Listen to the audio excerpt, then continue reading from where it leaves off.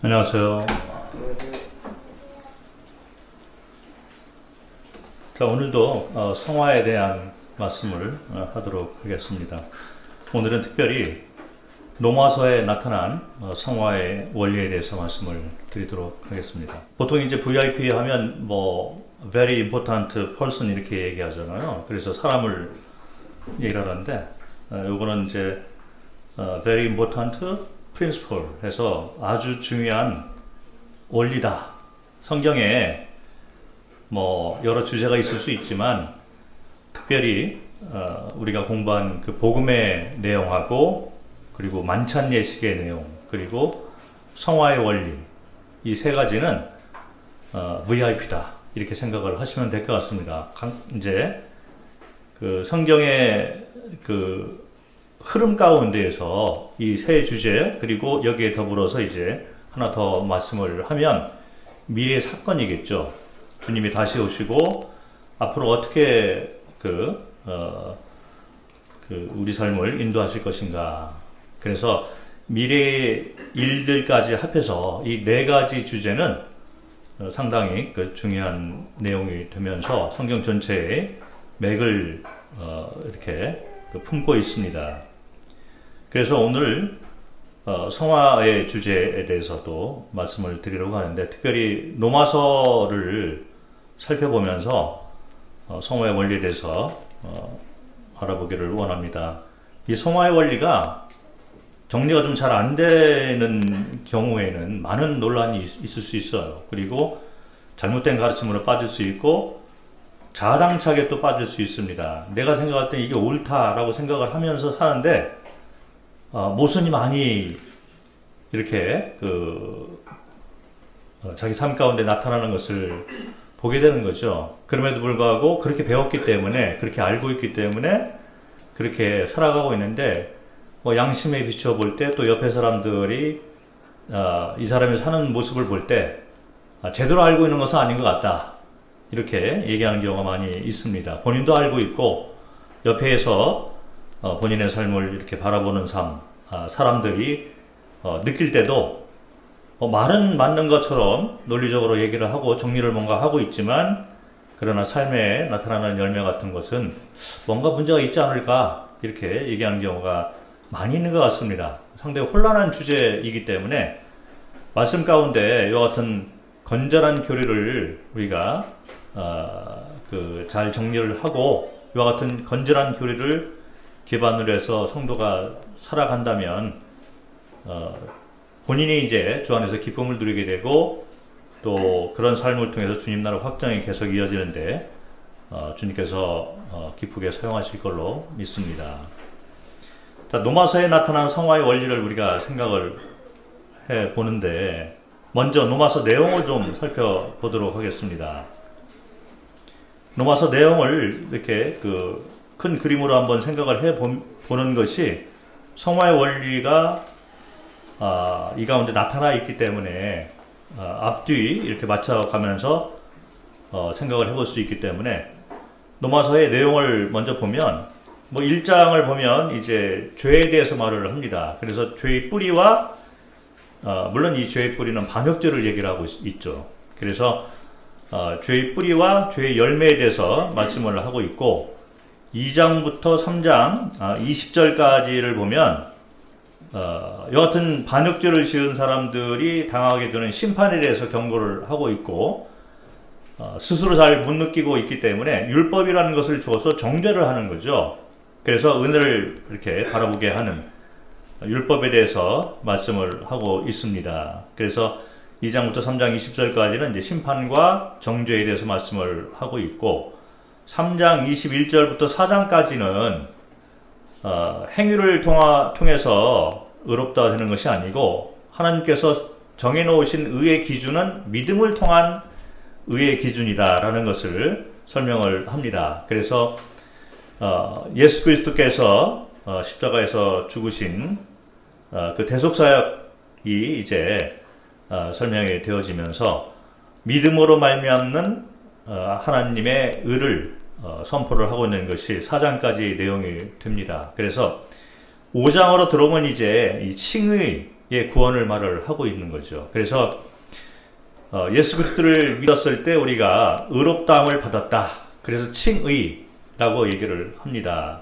하나님께서 이제 의로운 자다 이렇게 여겼기 때문에 5장에서는 이제 칭의의 구원, 우리가 흔히 알고 있는 그런 천국 가고 심판에서 벗어나는 그 구원을 이제 칭의의 구원이다 이렇게 얘기를 합니다. 그런데 6장에 들어오면 이제 성도의 삶에 대해서 얘기를 하고 있어요. 그래서 6장부터 8장을 보면 성화의 원리와 그 후에 주님이 다시 오신다는 영화까지 말을 합니다. 그래서 8장 이제 뒷부분을 보면 8장 18절부터 나와 있는 것은 이제 영화에 관한 말을 하고 있습니다. 그래서 우리 몸이 완전히 변화가 되는 이제 구원의 완성을 이야기를 하고 있어서 6장부터 8장은 어쨌든 성화의 원리와 영화에 대해서 말씀을 하고 있습니다. 그리고 이제 9장부터 11장까지는 이스라엘을 향한 하나님의 경륜을 얘기를 하고 12장부터 15장까지는 이제 그 성도의 삶 가운데 실천적인 문제들을 다루고 있는 거죠. 그래서 교회 가운데 또 성도 간의 문제를 얘기를 하고 그 후에 이제 또 세상을 향해서 어떻게 우리가 살아야 될 것인가를 말을 하고 있습니다. 그리고 15장 후반부부터 16장까지는 개인적인 이제 그 문안 인사라든지 이런 인사말로 막을 내리고 있는 것이죠. 그래서 이 로마서는 칭의에 관한 문제, 그리고 성화에 관한 문제, 영화에 관한 문제를 총체적으로 다루고 있다는 거죠. 그래서 로마서가 상당히 중요한 이제 서신서가 되는 것입니다.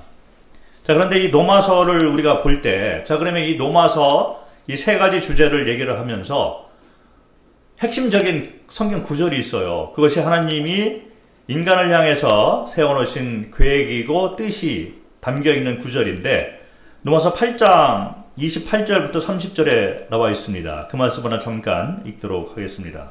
성화를 알기 전에 우리가 먼저 이 하나님의 계획과 하나님의 어떤 식으로 이와 같은 문제들을 이끌어 가시는가, 이 기본적인 하나님이 인간을 향해서 계획을 세워놓으시고 이것을 이루어 가시는데 그 원칙이 있어요. 원리가 있다는 것을 이와 같은 말씀을 통해서 한번 먼저 우리가 이해를 해야지 칭의뿐만 아니라 성화, 영화까지 우리가 다 이해를, 같은 원리 가운데 이해를 할 수가 있기 때문에 이 말씀을 먼저 보도록 하겠습니다. 로마서 8장 28절부터 30절까지를 읽겠습니다. 우리가 알거니와 하나님을 사랑하는 자 곧 그의 뜻대로 부르심을 입은 자들에게는 모든 것이 협력하여 선을 이루느니라. 하나님이 미리 아신 자들을 또한 그 아들의 형상을 본받게 하기 위하여 미리 정하셨으니 이는 그로 많은 형제 중에서 맏아들이 되게 하려 하심이니라. 또 미리 정하신 그들을 또한 부르시고 부르신 그들을 또한 의롭다 하시고 의롭다 하신 그들을 또한 영화롭게 하셨느니라. 자, 그래서 29절을 보면 하나님의 미리 아신 자들을 하나님의 형상을 본받게 하기 위해서 미리 정하셨다. 그래서 이 성화에 대해서 이렇게 말씀을 하고 30절에 보니까 부르시고 부르신 자들을 의롭다 하였다. 칭의를 얘기를 하고 의롭다 하신 그들을 또한 영화롭게 하였다. 이래서 칭의와 성화와 영화에 대해서 하나님께서 계획을 가지고 이렇게 이끌어 가신다. 그래서 모든 인간들을 이렇게 칭의 그리고 성화, 영화 그 하나님의 원칙 가운데서 사랑하신다 이렇게 얘기를 하는 거죠. 그런데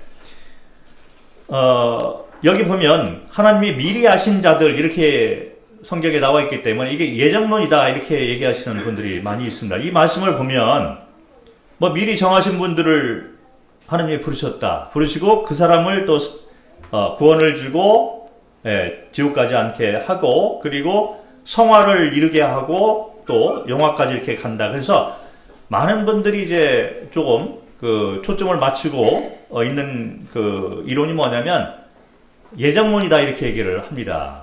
자, 그런데 사실은 예정론이 어느 한 선에서는 맞는 것이 있어요.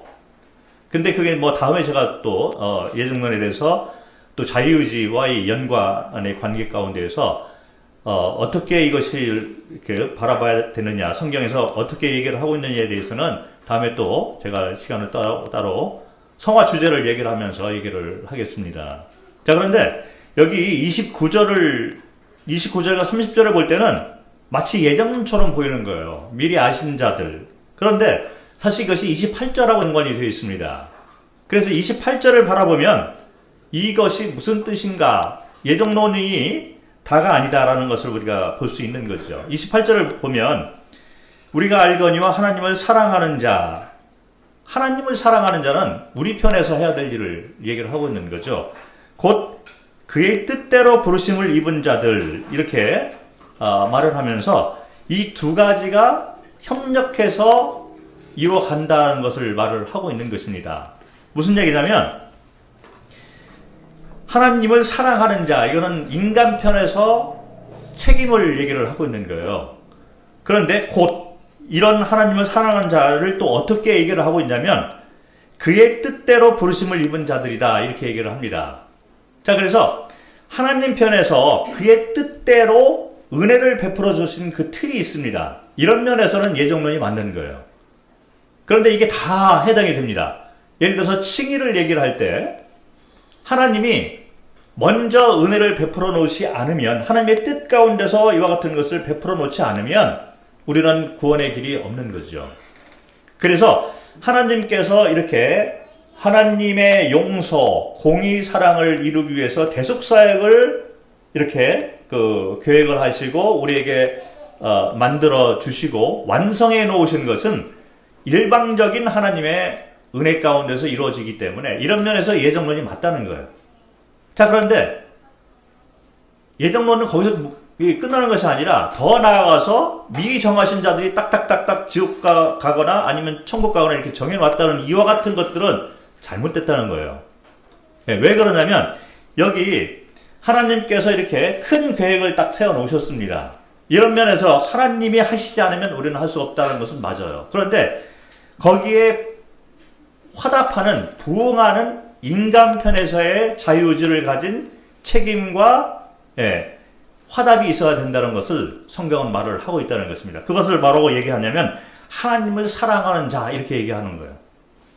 그래서 하나님께서 이와 같은 모든 은혜를 베풀어 놓으시고 계획을 만들어 놓으신 것은 하나님 편에서 먼저 하시는 거예요.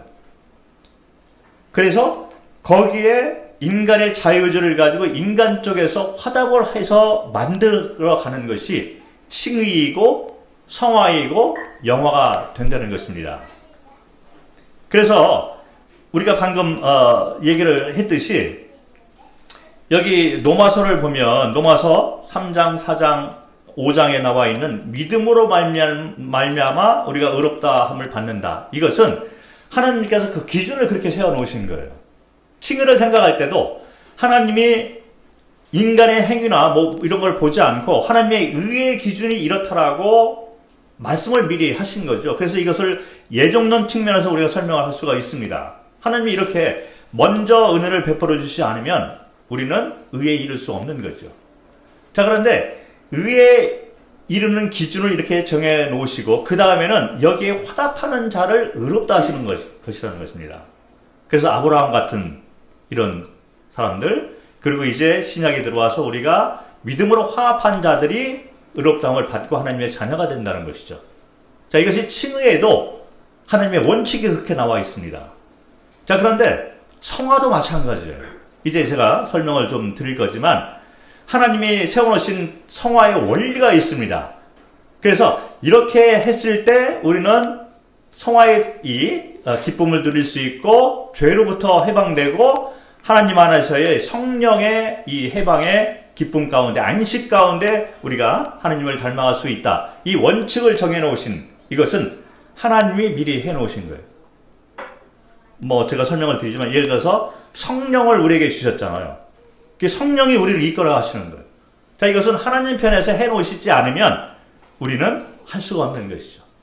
자, 그런데 성경은 하나님 편에서 예비해 놓은 것을 말하는 것에서 끝나는 것이 아니라 여기에 인간 편에서 화답을 하는 것이 반드시 필요하다는 것입니다.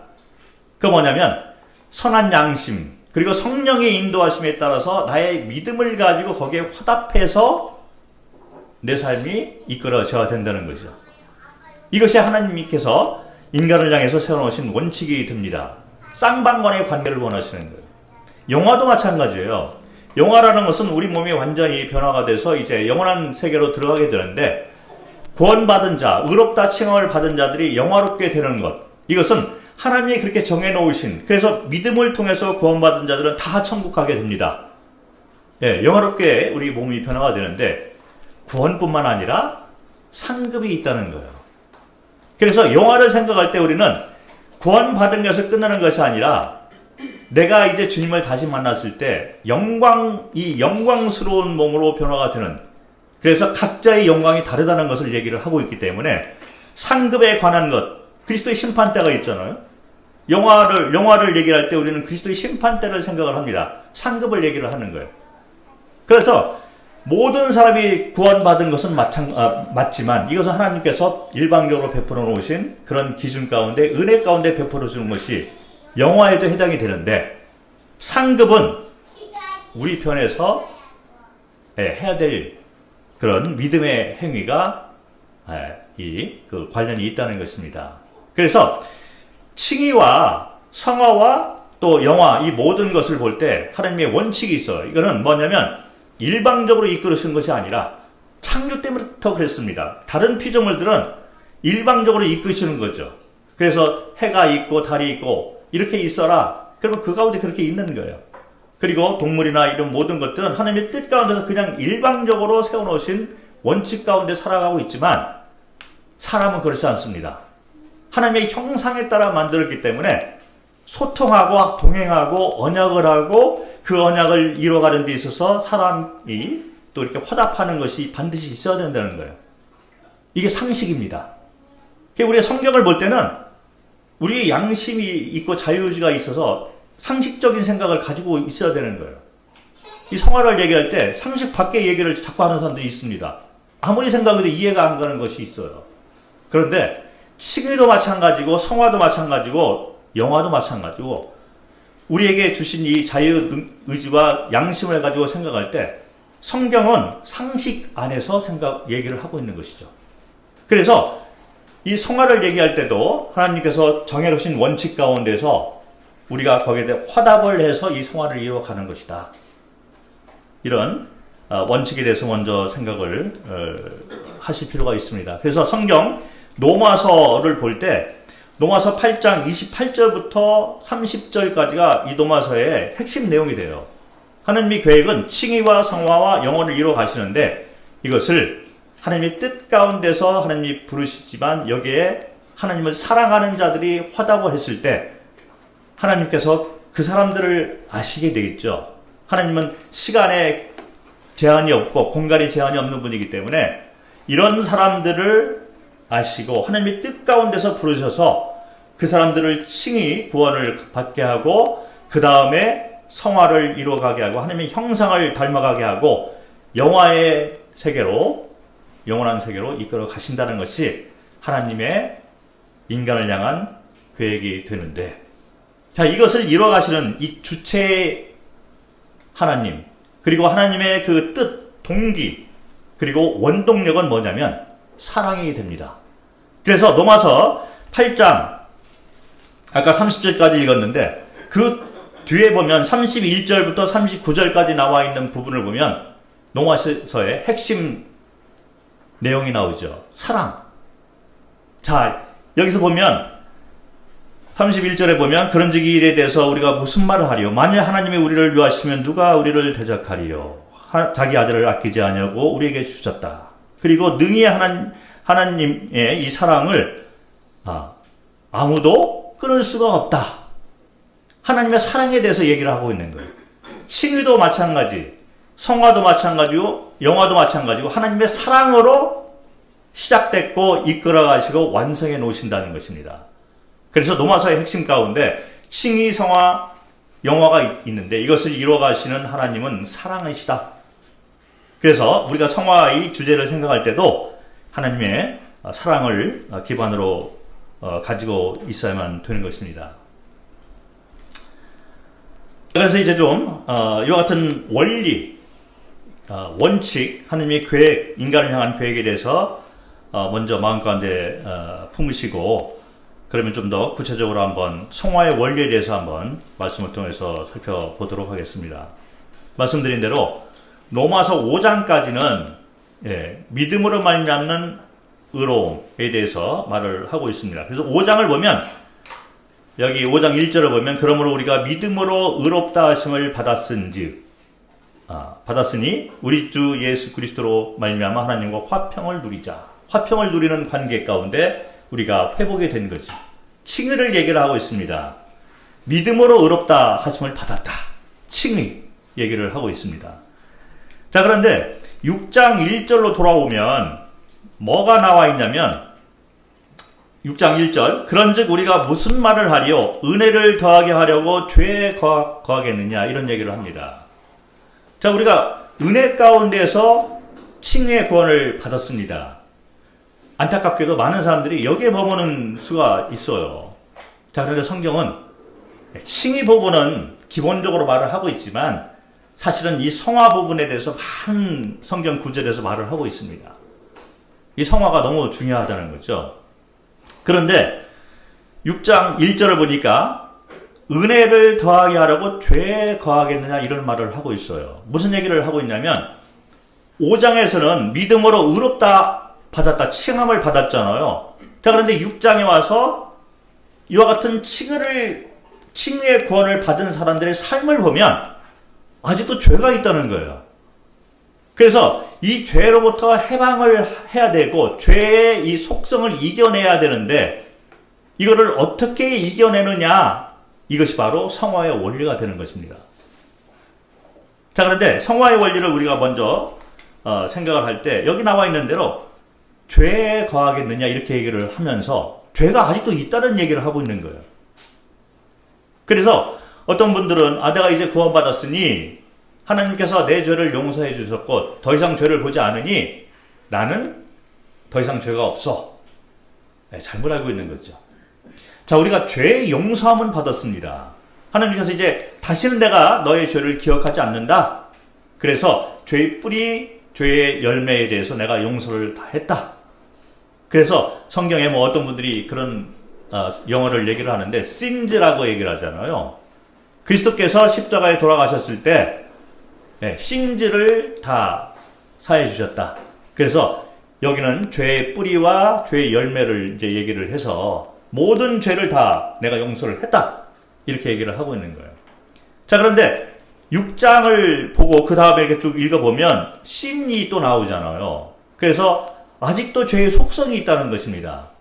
그래서 이 죄의 속성을 없애고 이겨내는 이것이 바로 성화의 원리다. 이렇게 많은 분들이 얘기를 하고 있는 거죠. 그래서 구원받았지만 우리는 아직도 죄의 속성이 우리 가운데 남아있다. 이것이 성화를 이해하는 데 기본적인 가르침이 됩니다. 우리는 구원받았지만 아직도 죄가 나를 유혹을 하고 있는 거예요. 그래서 6장, 7장, 8장을 이렇게 이 성화에 대해서 얘기를 하고 있는 이 세 장을 이렇게 보면 두 가지 것이 계속 나오고 있는 걸 볼 수 있어요. 자, 한번 6장 한번 보겠습니다. 6장 4절과 5절을 보면 죽음과 부활을 얘기를 하고 있습니다. 이 양면이 같이 있다는 거예요. 우리가 죽고 부활하 했다. 그리스도가 십자가에서 죽고 부활한 것. 이것을 얘기를 해서 6장 4절에는 죽으심, 그리고 새 생명, 다시 이제 부활을 한 거죠. 죽으심 그리고 살리심, 이거를 얘기를 하고 있고 4절, 6장 4절에 보면 새 생명을 얘기를 하고 있는데 6절에 보면 옛사람을 또 얘기를 하고 있어요. 그래서 6장을 이렇게 쭉 읽어보면 두 가지 것을 계속 얘기를 하는 걸 볼 수 있습니다. 6장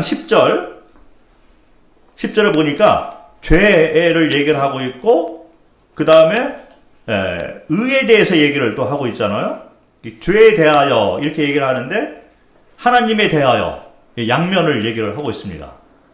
그래서 우리가 구원받았지만 이런 양면이 계속 이렇게 우리 가운데 존재하고 있다는 거예요.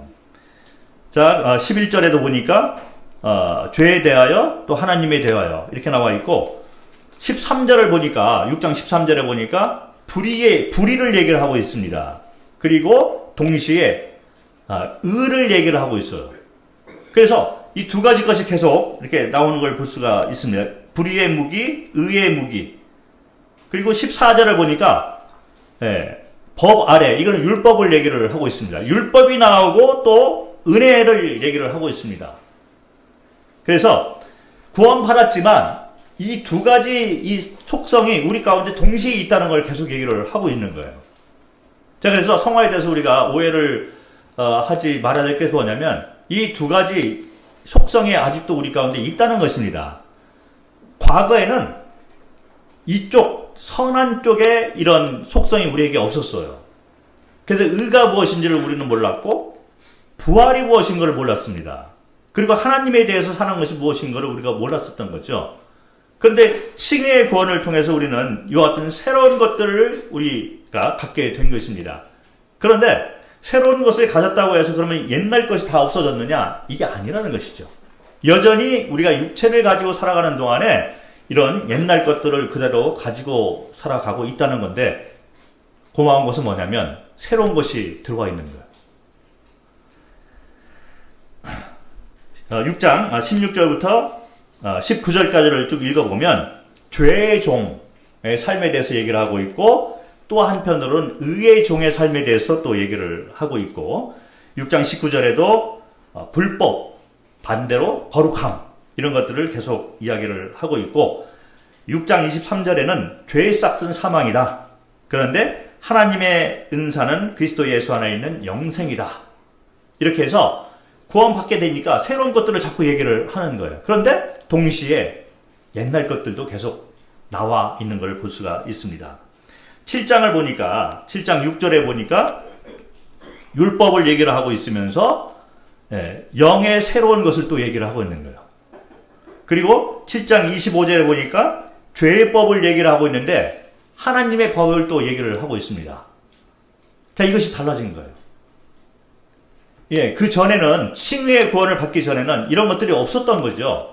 그래서 오직 죽음과 심판, 불의와 죄 이런 것들만 가득해서 우리는 당연히 심판받고 영원한 멸망을 받기 합당한 자들이었지만 이제 하나님 안에서 의롭게 된 자가 되니 새로운 것들이 우리 안에 들어와 있는 거예요.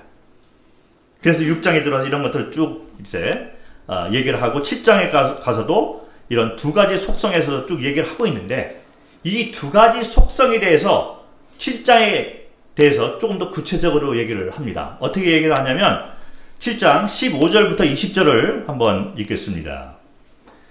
내가 행하는 것을 내가 알지 못하노니 곧 내가 원하는 것은 행하지 아니하고 도리어 미워하는 것을 행함이라. 만일 내가 원하지 아니하는 그것을 행하면 내가 이로써 율법이 선한 것을 시인하노니 이제는 그것을 행하는 자가 내가 아니요 내 속에 거하는 죄니라. 내 속 곧 내 육신에 선한 것이 거하지 아니하는 것을 아노니 원함은 내게 있으나 선을 행하는 것은 없노라.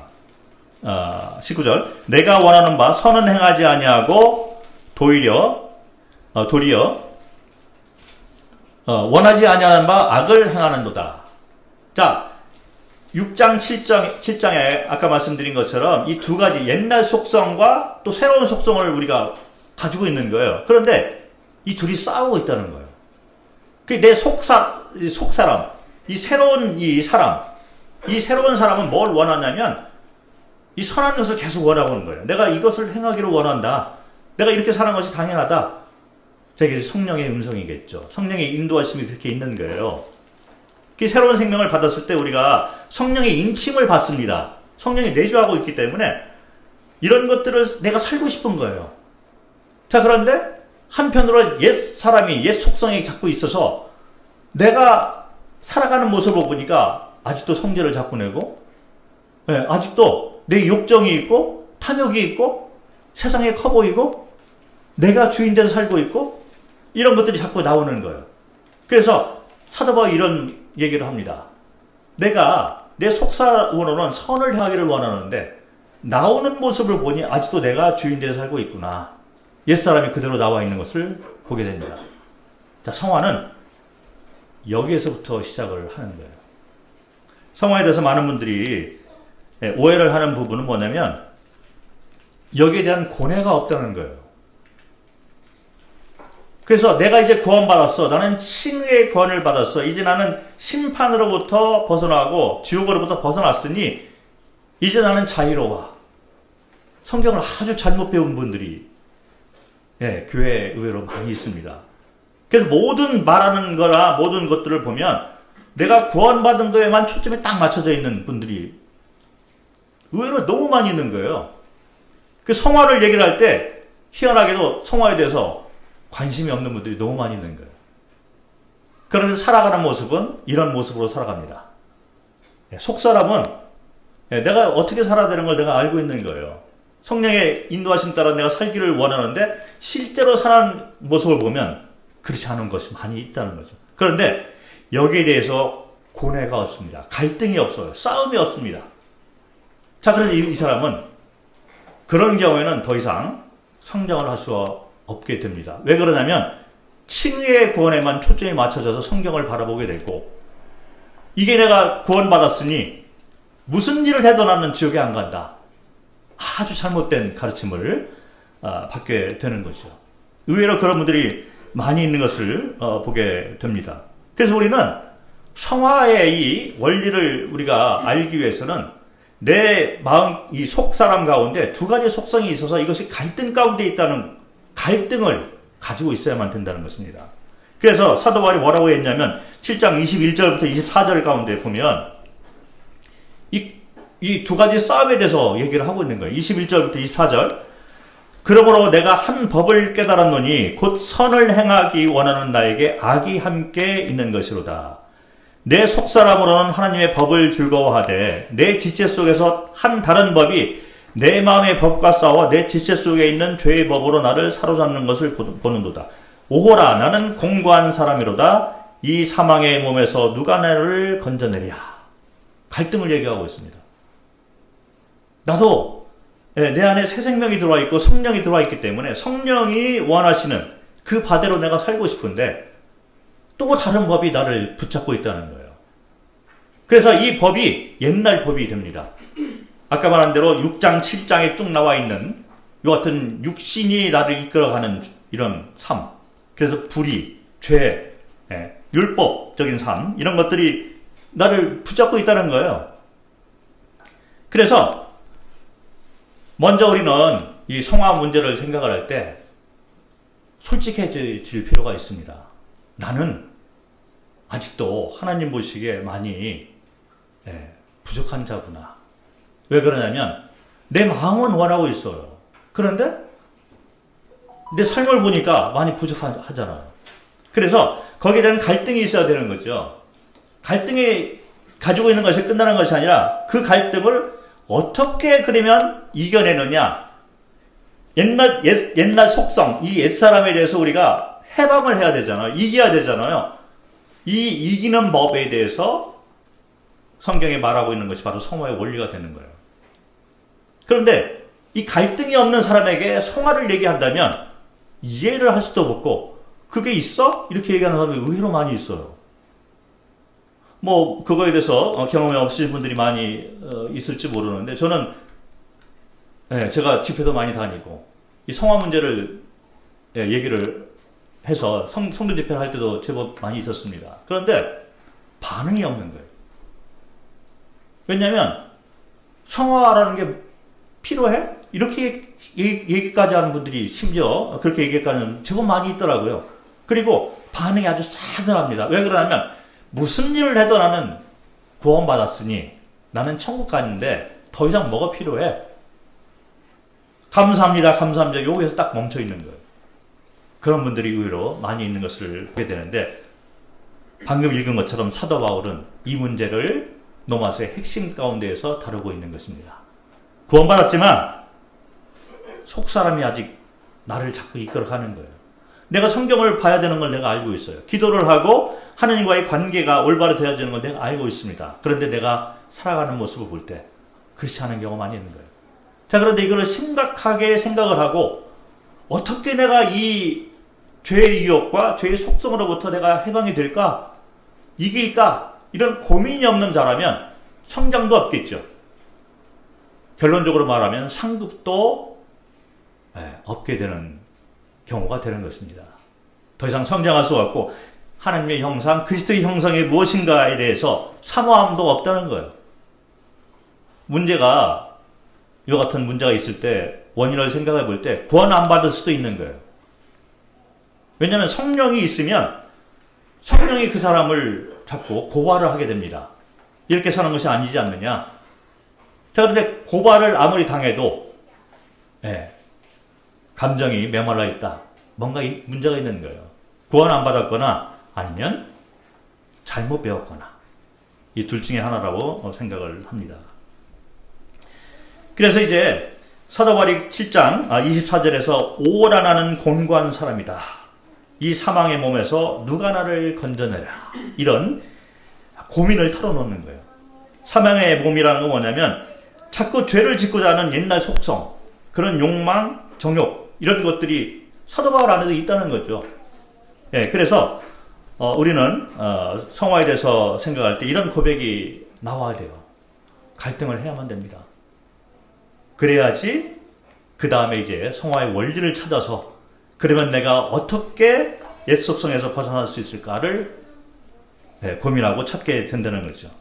그래서 24절에 보니까 고민을 합니다. 그런데 25절부터 8장까지 이렇게 나와 있는 모습을 보면 25절에 보니까 감사가 나오는 걸 볼 수 있어요. 사도 바울이 뭐라고 얘기했냐면 우리 주 예수 그리스도를 말미암아 하나님께 감사하리로다. 자, 이 원리를 딱 생각하니까 사도 바울이 이미 해답이 있다라고 얘기를 하고 있는 거예요. 그래서 마음으로는 내 자신이 마음으로는 하나님의 법을 육신으로는 죄의 법을 섬기도다. 그래서 내가 이 두 가지 거를 가지고 있는 거를 인정을 하고 있는 거예요. 그런데 그럼에도 불구하고 감사하고 있습니다. 왜 그럴까요? 그 답이 이제 8장부터 나오기 시작을 하는 거예요. 그런데 8장부터 나오는 것이 아니라 실제로는 6장부터 시작이 됩니다. 많은 분들이 어떤 분들이 이상한 가르침을 하는 분들이 있어요. 나는 7장에 있다, 8장에 있다 이런 얘기를 하고 있는데 6장부터 나와 있어요. 제가 설명을 드리도록 하겠습니다. 그런데 이런 갈등 가운데 우리가 감사할 수 있는 건 뭐냐면 8장 1절, 2절에 나와 있습니다. 첫 번째 우리가 감사할 수 있는 조건이 뭐냐면 8장 1절에 보니까 그러므로 이제 그리스도 예수 안에 있는 자에게는 결코 정죄함이 없나니 이런 말을 하고 있는 거예요. 자, 비록 우리가 이 두 가지 속성을 가지고 살고 있는데 이것을 스스로 정죄할 필요가 없다는 얘기를 하고 있는 거예요. 우리는 구원받았지만 당연히 이와 같은 두 가지 법 가운데 살아가고 있다는 것이기 때문에 감사를 해야 되고 이것을 충분히 이길 만한 원리, 이 방법을 우리에게 이미 줬다는 것입니다. 그것이 뭐냐면 8장 2절에 이는 그리스도 예수 안에 있는 생명의 성령의 법이 죄와 사망의 법에서 너를 해방하였다. 이렇게 얘기를 합니다. 성령이 들어와 있다는 거예요. 그런데 이 성령이 생명의 성령의 법이다. 이렇게 얘기를 합니다.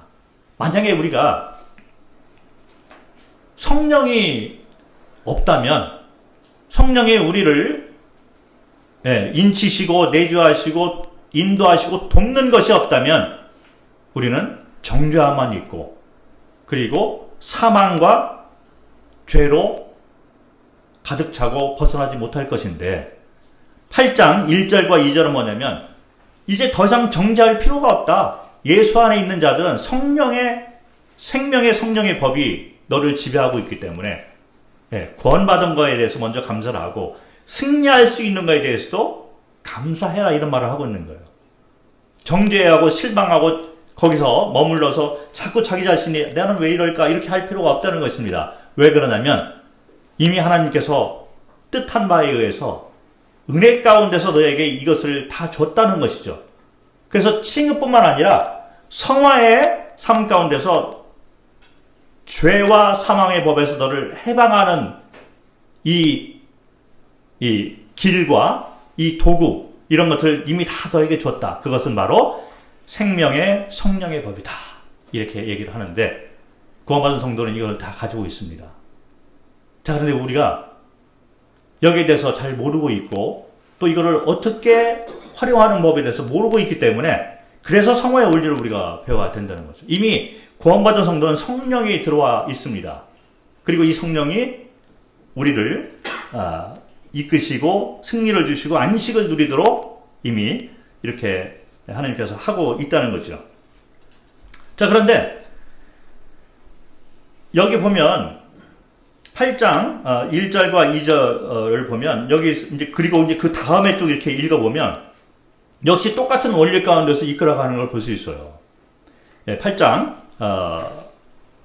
여기 8장을 쭉 읽어보면 하나님께서 성령을 이렇게 주신 거죠. 그런데 인간 편에서 거기에 대해서 화답을 해야 하는 것이 필요하다는 것입니다. 똑같은 원리 가운데서 이끌어가는 것이 이 성화의 원리 가운데서 적용이 되는 것을 볼 수가 있습니다. 여기 보면 8장 3절부터 보면 율법이 육신으로 말미암아 연약하여 할 수 없는 그것을 하나님은 하시나니. 그래서 성령으로 우리 자신은 육신을 이겨내지 못하니까 성령으로 그것을 우리에게 주셔가지고 우리를 육신에서 이겨낼 수 있는 그 힘을 우리에게 줬다. 자, 그런데 8장 4절, 5절, 6절 이렇게 쭉 읽어보면 육신을 따르는 자가 있고 영을 따르는 자가 있다는 거예요. 자, 우리 가운데 속사람의 이 속성이, 옛사람의 속성이 있습니다. 그리고 새로운 이 생명을 가지고 있는 이 법을 가지고 있는 이 성령이 우리 가운데 들어와 있는데 하나님께서 이와 같은 이 은혜를 베풀어 놓으신 것이죠. 그런데 그럼에도 불구하고 어떤 분들은 여전히 육신을 따르고 육신의 생각을 쫓는 자가 있다는 거예요. 그런데 성령을 따라 행하고 성령을 생각을 쫓아서 가는 분이 또 있다는 거죠. 자, 그럴 때 이 성령의 그 인도하심에 따르는 자들, 성령의 생각으로 사로잡혀 있는 자들은 하나님이 기뻐하시고 그리고 승리하는 삶, 이런 식으로 가게 된다는 걸 말을 하고 있는 거죠. 그래서 하나님 편에서 예비를 해 놓으신 것이 있는데, 은혜를 베풀어 놓으신 것이 있는데, 여기에 우리가 화답을 해서 이렇게 성화의 원리를 이루어가는 것이다 라는 것을 우리가 볼 수가 있습니다. 그래서 9절부터 11절까지에 보면 만약 이와 같은 성령이 없으면 그리스도의 사람이 아니다라는 거예요.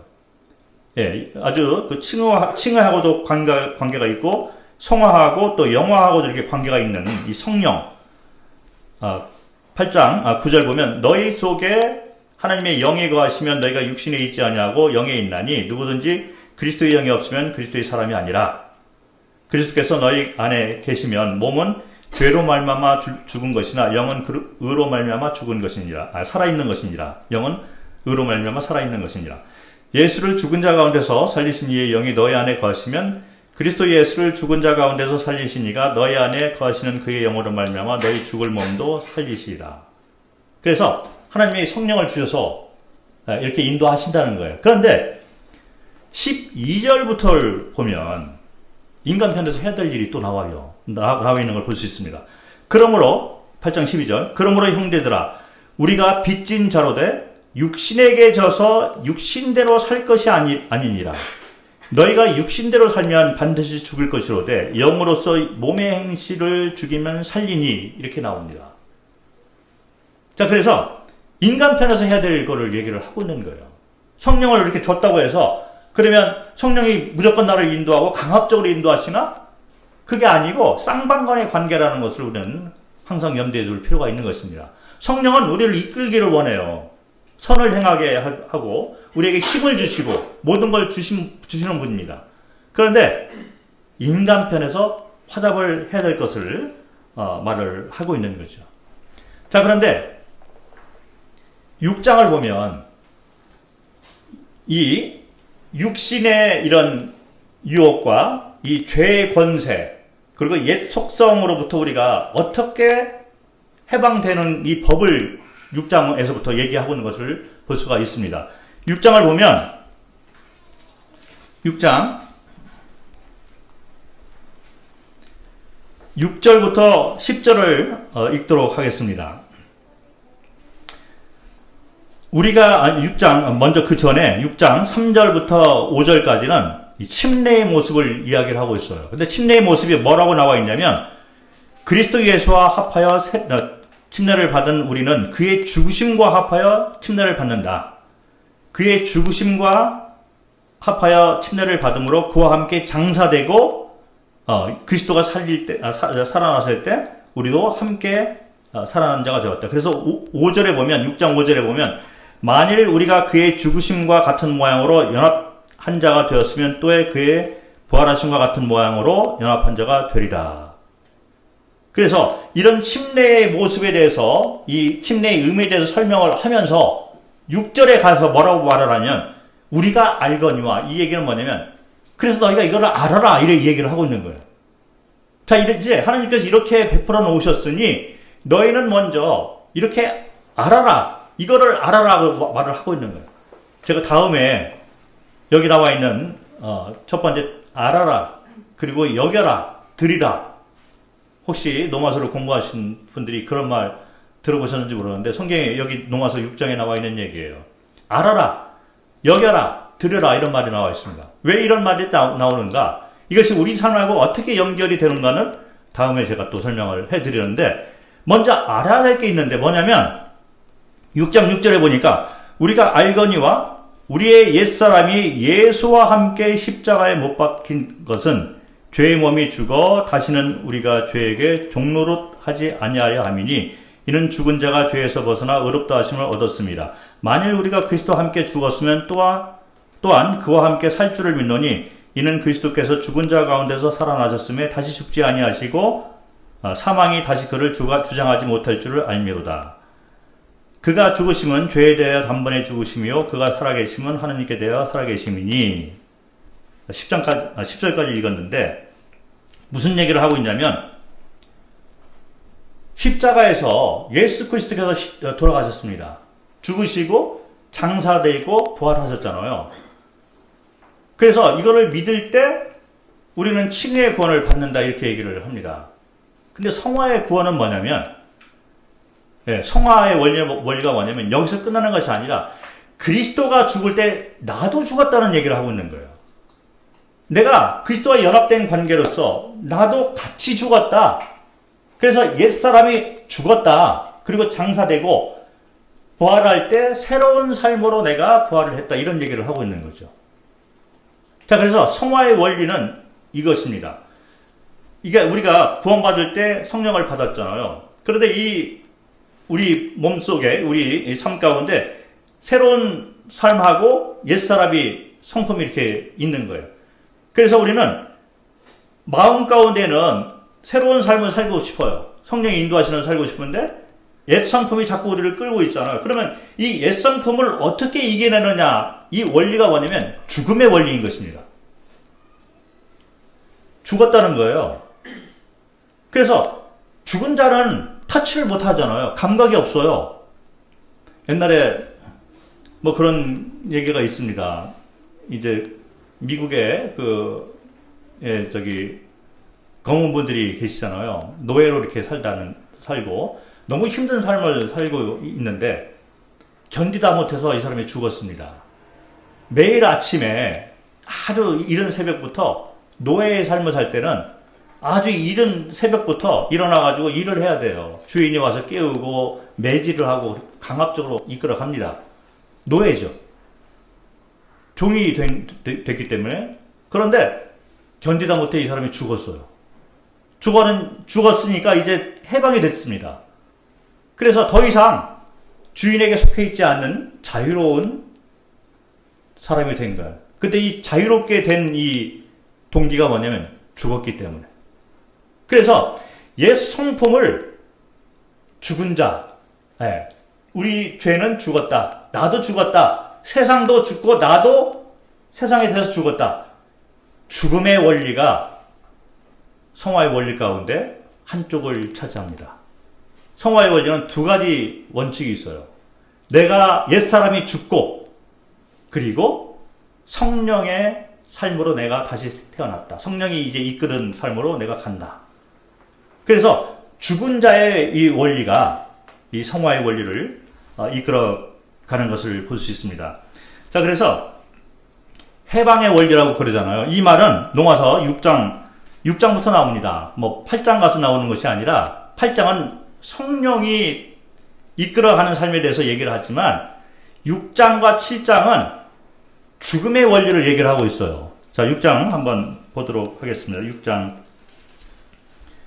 18절.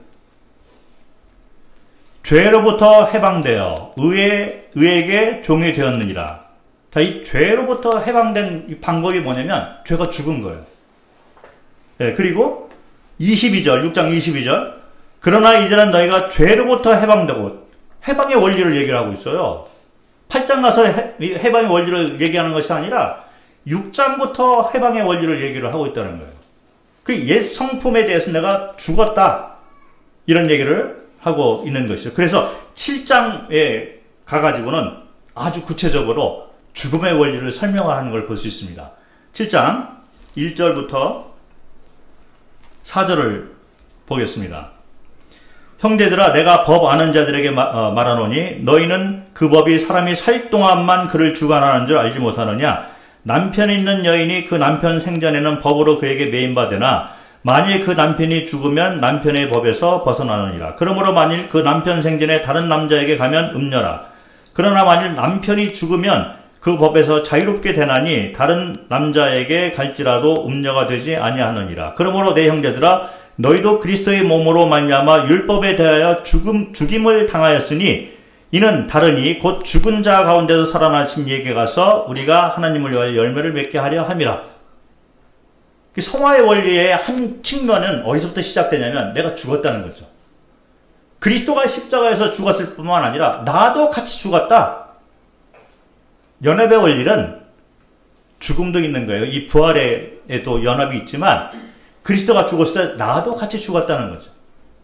그래서 갈라디아서를 보면 다음에 내가 또 갈라디아서를 가지고 성화 원리를 한번 얘기를 하려고 합니다.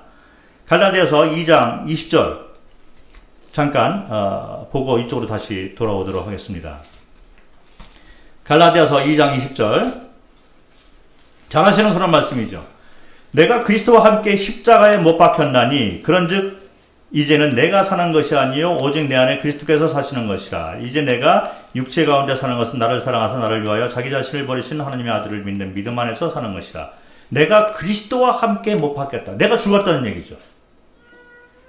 자, 그런데 우리가 왜 하나님의 형상을 우리 삶 가운데 못 나타내고 자꾸 이 죄에 이끌어 가냐면 아직도 이 죽었다는 원리가 자기 삶 가운데 와닿지가 않는 거예요. 그래서 여전히 자기가 주인 돼서 살려고 하고 자기 생각이 맞다라고 하면서 재판장이 돼서 살아가고 있는 거예요. 그런데 죽은 자는 주인이 바뀌게 됩니다. 성령이 새로운 주인이 되는 거예요. 그리스도가 나를 이끌어가는 삶이 됩니다. 그런데 죽지 않은 거예요. 그러니까 이 사람이 성장이 안 됩니다. 지식은 가지고 있는데 사는 모습을 보면 죽은 자의 모습이 아니에요. 여전히 자아가 살아있고. 그 사도 바울이 자꾸 얘기를 하는 거예요. 내려놔라. 네.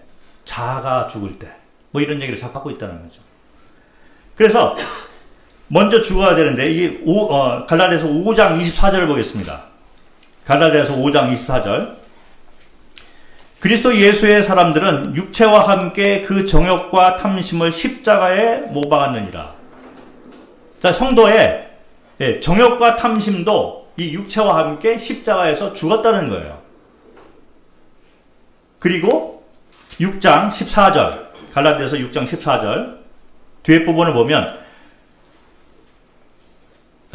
전체 읽겠습니다. 그러나 내게는 우리 주 예수 그리스도의 십자가 외에 결코 자랑할 것이 없으니 그리스도를 말미암아 세상이 나를 대하여 십자가에 못 박히고 내가 또한 세상에 대하여 그러하니라. 세상도 죽었다는 거죠. 세상이 나를 향해서 죽었습니다. 그러니 세상의 유혹이 더 이상 없게 되는 거죠. 나도 세상을 향해서 죽었다. 관계가 없는 자가 되었다. 그 세상을 바라볼 때 우리는 죽은 자로 스스로의 믿음을 가지고 그걸 바라보면 이 세상이 커 보이지가 않고 이 세상의 유혹이 나를 넘어뜨릴 수가 없는 것입니다. 알코올 중독자, 끊기 힘들잖아요. 예, 그리고 마약 중독된 자. 요즘에는 뭐 여기에 이렇게 견줄 만한 또 유혹이 있어요. 유튜브 유혹 이런 거 있잖아요. 그런데 이걸 어떻게 우리가 해결해야 되느냐? 우리의 의지로 이것을 자꾸 해결하려고 하면 이게 율법적인 삶이 되는 거예요. 성도가 구원받고 난 다음에 열심히 하려고 하는 것이 있어요. 그런데 열심히 하는 것은 틀린 것이 아닙니다. 그게 율법을 선한 거예요. 율법적인 삶으로 자꾸 살려고 하는 거죠. 그런데 하다 보면 지치게 됩니다. 그리고 내가 내 의지로 내 생각대로 자꾸 하다 보면 안 되는 것들도 있고 좌절하고 실망하고, 그리고 내가 이렇게 했을 때 다른 사람이 알아주지 않을 때 뭔가 자꾸 이제 마음 가운데 이제 쓴뿌리가 나오게 되는 거죠. 그리고 내 욕심이 자꾸 나오게 되고 내 이름과 내 영역, 내 나라가 자꾸 만들어져야 되는데 이것이 좌절이 될 경우에는 뭔가 자꾸 이제 쓴뿌리가 나오는 걸 볼 수 있습니다. 크리스찬 가운데 율법적으로 하나님을 섬기는 자들이 의외로 많이 있어요. 그렇기 때문에 더 이상 성장을 못하게 되는 거죠. 그리고 안식이 없고 평안함이 없습니다. 결과가 어떻게 되든지 간에 그리 아니하실지라도 이런 고백이 없는 거예요. 내려놓음의 고백, 깨어짐의 고백, 이런 고백이 없는 거예요. 그 맛을 못 보게 되는 거예요. 왜 그러냐면 내가 뭔가 자꾸 해보려고 하는 거죠. 그런데 죽음의 원리를 받게 되면 나는 죽은 자. 그래서 이제 내 삶을 그리스도께서 주인 돼서 이끌어가는 삶, 이것이 바로 성화의 원리의 핵심이 된다는 거예요. 나는 죽고 그리스도가 사는 삶, 이것이 바로 성화의 원리가 되는 것입니다. 십자가가 3개 있잖아요. 그리스도가 중앙에서 십자가에 돌아가셨습니다. 그리고 2개의 십자가 가운데 나도 죽고 세상도 죽었다는 거예요. 그 십자가의 원리, 요나의 표적, 저번에도 말씀드렸는데 요나의 표적은 그리스도가 나를 위해서 돌아간 것뿐만 아니라 나도 그리스도와 함께 죽었다는 것이 요나의 표적이 됩니다. 그래서 이 사람이 죽은 거예요. 그래서 옛 성품에 대해서는 죽었는데 새로운 생명의 법이 나에게 들어와 있는데 이것이 성령의 법이라는 거죠. 그래서 성령의 법에 따라서 내가 주인이 바뀌어서 성령이 이제 나를 이끌어가는 그런 삶이 바로 이 성화의 삶이 되는 것입니다. 이 양면이 있는 거예요. 죽음과 새로운 주인이 나를 이끌어가는. 근데 죽지 않으면 이 갈등이 자꾸 있게 되는 거죠. 그래서 새로운 주인이 이끌어갈 수가 없다는 것입니다. 자, 그래서 골로새서를 한번 보도록 하겠습니다. 골로새서 2장을 먼저 보겠습니다.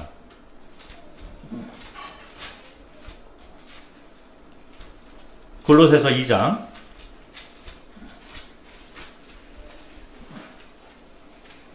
20절.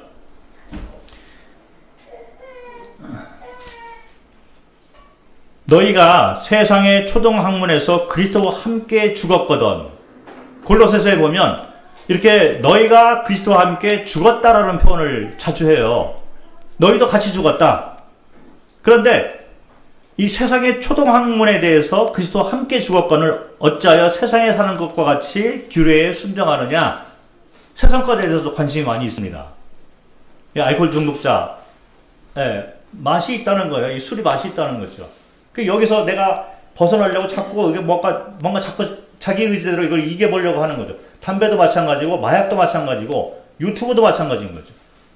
그래서 내가 스스로 뭔가 이겨내려고 하는데 이거를 바라보면서 우리가 먼저 알아야 되고 믿음으로 화답할 게 뭐냐면 나는 죽었다. 알코올에 대해서 나는 죽은 자다. 마약에 대해서 나는 죽은 자다. 죽은 자는 감각이 없는 것입니다. 세상에 대해서 세상 학문과 어떤 이런 유혹에 대해서 나는 죽은 자다.